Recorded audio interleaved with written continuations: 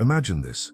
You stand in an open field at dawn, bow in hand, the horizon bruised purple from the receding night. The target, a wooden disc, waits 50 yards away, its center painted crimson like a living heart. You inhale, feeling every tremor in your fingers. You want the arrow to kiss that center. Your mind races ahead to the applause, the story, the proof that you matter. But as you draw, the string bites, and the arrow begins to quake, not from wind but from the gravity of your wanting. Now freeze the frame. What if you could release without needing to know where the arrow lands? What if the center of the target mattered less than the center of your mind? The paradox is brutal. The harder you clutch the result, the further it slips. Each gram of craving bends the shaft off course. Yet the instant the outcome stops owning you, the arrow's path straightens as if guided by invisible rails. How can caring less be the secret to hitting more? Scan your history. Job interviews drilled into exhaustion, relationships suffocated by the need for forever, creative projects stalled under the microscope of perfection. Each time the target hijacked your attention, and the arrow faltered, not for lack of skill but because the future kidnapped the present. Why does desire, our trusted engine, turn double agent at the moment of highest stakes? And what does it cost you to keep mistaking obsession for mastery? Listen, an old Zen archer whispered to his pupils, when the bow is empty of wish, the arrow knows the way. You feel the sting of that sentence. Could surrender, not force, be the sharper blade? Could releasing control be the most reliable form of control? Or is this mystical sleight of hand a riddle meant to mock practical minds? Around you the morning begins to stir. A sparrow flits across the field, oblivious to targets and scores. Distant spectators murmur, betting silently on success or failure, their expectations settling on your shoulders like extra quivers. Sweat beads along your brow despite the cool air. In this suspended breath, you realize the battlefield isn't the grass beneath your boots.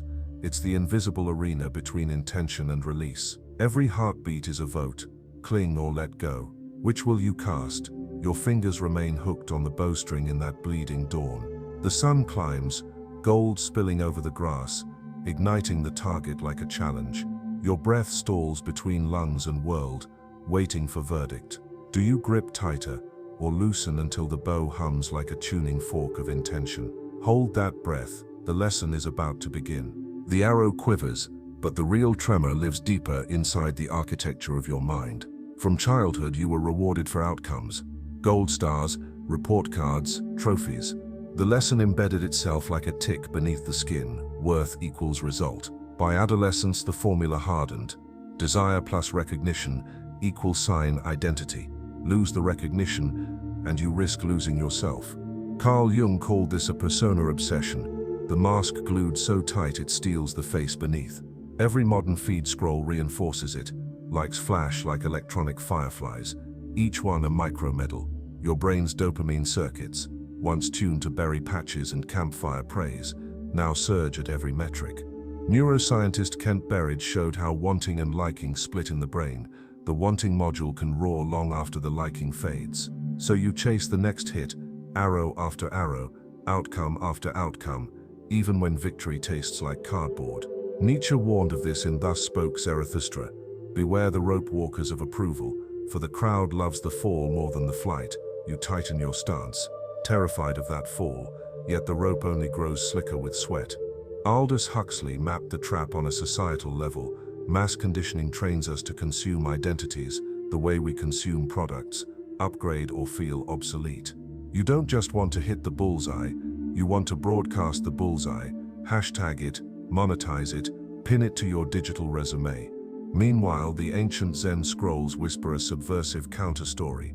The archer's enemy is not the distance, wind, or target, it's the grip of attachment. Schopenhauer echoed the thought from a harsher angle. For him, desire itself is a form of suffering, a constant itch under human skin. His cure was aesthetic detachment, moments where the subject forgets its craving and merges with pure perception. In Zen Kaindo, that moment is called mushin, no mind, a state where the bow releases itself. Yet schools, careers, even self-help manuals sneer at detachment as passivity. Viktor Frankl offers the missing bridge. Freedom lies in the space between stimulus and response. You can still train, Still aim, still sweat, just refuse to let the result colonize your soul. In that micro gap is where identity can breathe. Look closer at your daily rituals. You refresh stats instead of refining craft. You rehearse audience reactions before writing the first line. The target creeps upstream, nesting inside every practice session until practice itself becomes a performance. The present moment shrivels, creativity dries into calculation. And here's the darker whisper you half ignore. The more you depend on outcomes for self-definition, the easier you are to control. Algorithms know it, employers know it, even well-meaning mentors know it. Feed the hunger, promise a ranking, own the archer. This is the hidden battlefield you never saw. What if the arrow's flight could be play instead of proof? What if you trained not to win but to witness? Keep that possibility flickering. In the next beat, we'll torch the veil and count the silent casualties of outcome addiction. The clock is louder than you think. You keep firing. Interview to interview, relationship to relationship, post to post.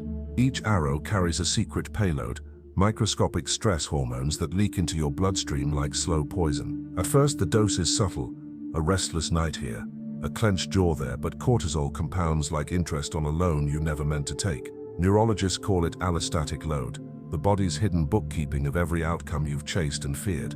You don't feel the weight until the ledger demands payment. Zoom in on your brain, the default mode network, that backstage chatterbox active whenever you're not focused, should be idle between tasks. Outcome obsession keeps it roaring, replaying near misses, forecasting future bullseyes, feeding a loop of rumination so loud it drowns real life. MRI scans show heightened activation in the posterior cingulate, a region linked to self-referential thought, and yes, depression. The arrow misses nothing.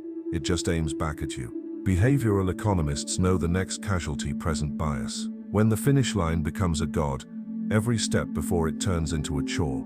You cut corners, compromise values, cheat sleep, bargain with substances, anything to shorten the distance. The goal-setting workshops never mention the hidden fee, a shrinking capacity to savor the moment you're actually living. Culture amplifies the distortion. Sports montages loop only the winning shot. Social feeds curate highlight reels. News cycles crown overnight legends, then discard them before the credits roll. Result? A collective mirage where process is invisible and only the scoreboard shines. Children learn to skip the messy middle.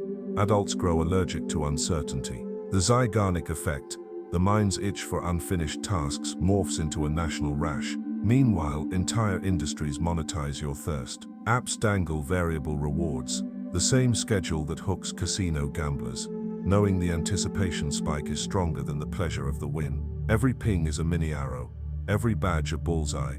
Your nervous system sits on permanent hair trigger, mistaking phantom stakes for real ones. Clinical psychologists now link outcome fixation to generalized anxiety, perfectionistic burnout, even immunosuppression. Miss a target often enough and the body begins to treat daily life as a permanent siege. But the fallout isn't just personal. Teams stagnate when members hoard credit. Innovation stalls because no one risks failure on unproven ideas. Politics ossify around poll numbers instead of principles. Climate policy freezes in the headlights of quarterly profits. A civilization that worships metrics turns every arrow into a siloed KPI, losing sight of the wider field. The clock isn't only ticking for you, it's ticking for the species, counting down opportunities wasted on scoreboard theater. Here's the twist you haven't faced. Even when you hit the center, relief is brief. Dopamine peaks, then plummets, leaving a vacuum that demands a bigger, brighter target. The goalpost moves, silently, like a predator in tall grass. One success begets another chase, and the cycle tightens like a noose. You wake one morning surrounded by trophies yet starved for meaning. Listen to that hollow ring. It's the echo of potential diverted, possibilities pruned before they could bloom. If the hidden problem was an unseen puppet master, the unseen consequence is what you become when the strings dig too deep. The field grows narrower, the sky lower, the arrow heavier. Hold that recognition like a live fuse. The detonation point is close, but so is escape. In the next section, we'll pry open the shackles and hand you the tools of rebellion. The clock keeps counting, every heartbeat a drumbeat toward decision. The fuse is hissing. You feel the old spell of outcomes tightening. But this time you refuse to bow. Rebellion begins not in grand gestures but in one microscopic pivot. You turn the target sideways in your mind until it shrinks into a mere object, no holier than the grass beneath it. In that tilt, the bullseye loses its throne. Process rituals. Instead of counting hits, you count hours immersed. You pin a blank calendar by your desk and mark an X only when you showed up fully, not when metrics smiled. James Clear calls this the identity-based habit. Act like the archer you wish to be, results be damned. When the practice log glows blood red with X's, confidence germinates from consistency, not applause. Negative visualization. The Stoics rehearsed loss to vaccinate the soul. You close your eyes and picture the arrow sailing wide, the crowd yawning, the feed ignoring your post. You feel the sting, then notice you are still breathing. Seneca whispers, "He suffers more who fears suffering." Detachment is welded in that exhale. Mush in drills. Set a timer for 5 minutes, draw the bow, and breathe until thought dissolves into the hiss of your pulse. Release is forbidden during those minutes.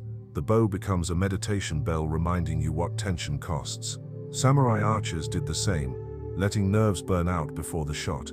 When the timer clicks, the arrow leaves all by itself, an elegant afterthought. Historic proof anchors the theory. Morihei Ueshiba, founder of Aikido, once described bullets moving in syrup, so calm was his mind under fire. Billie Jean King, facing a sexist circus the size of the Astrodome, narrowed her world to a single neon ball, refusing the weight of history. Outcome mattered, yet she played as though it did not, and that paradox crowned her rebellion. Outcome fasting. 1 week each quarter you lock yourself out of analytics, grades, dashboards. Leonardo da Vinci painted the Last Supper on walls patrons could not inspect.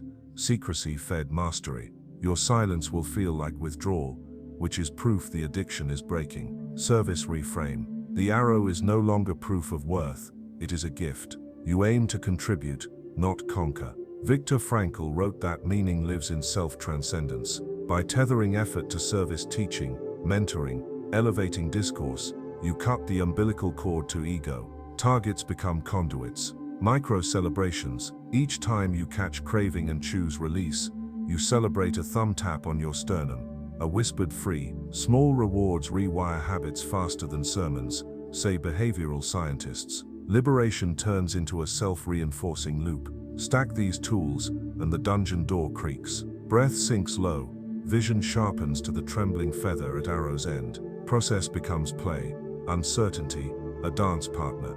You sense space expanding inside your ribs, where obsession once squatted. Outside, the world still worships scoreboards. You now walk a hidden path. Arrows fly straighter paradoxically, yet you meet them with a serene shrug. Success tastes clean, failure loses its venom. The deepest truth is almost here, waiting in the hush after release. Its arc, you already know something irreversible. The release was the victory. In that millisecond, the boundary between archer, bow, and target collapses like paper in rain. There is no watcher and watched, no battlefield of distance, only motion, only the river bright present. Here's the truth, buried beneath every Zen riddle and every metric you once worshipped. Outcome is an echo. It arrives too late to shape the moment that forged it. The real arena ends at your fingertips. Everything beyond is aftermath, a rumor carried on wind. You've been swinging at ghosts. Look back.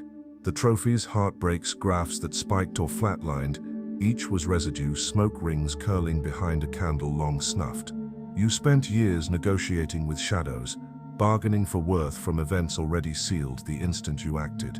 The ledger was illusion, the currency, attention you could have poured into the craft itself. The arrow now slices dawn, yet you don't chase its flight with hungry eyes. You stay rooted, tasting iron on your tongue, hearing blood drum in your ears. This is the only score that counts, the steadiness of breath, the honesty of effort, the clean hum in muscle and mind when want releases its grip. Mastery isn't control over results, it's intimacy with now. To live this truth is to walk lighter. You'll still plan, train, dream. Detachment isn't apathy, it's fierce engagement freed from the sticky residue of expectation. You become both sharper and softer. Sharper in action because attention is undivided. Softer in spirit because failure loses its fangs. Strangely, results begin to align more often with hope, but they land like postcards, not verdicts. pleasant, never essential. Carry this into every arena. Fire the email, deliver the speech, hold the lover's gaze, then sever the line between act and aftermath. Let the universe tally what it will. Your duty ends at release. Around you, the field exhales. The arrow strikes Stoic, but you don't flinch to see where. You draw another, bow warm against your palm, a companion rather than a weapon. The horizon opens like a door you never knew was locked. Step through. Each breath is a fresh string, each choice a new arrow. And the target, it can follow if it wishes. The battle is won the moment you stop fighting for outcomes and start dancing with presence. Everything else is wind whisper and rumor, fading behind you as you walk on.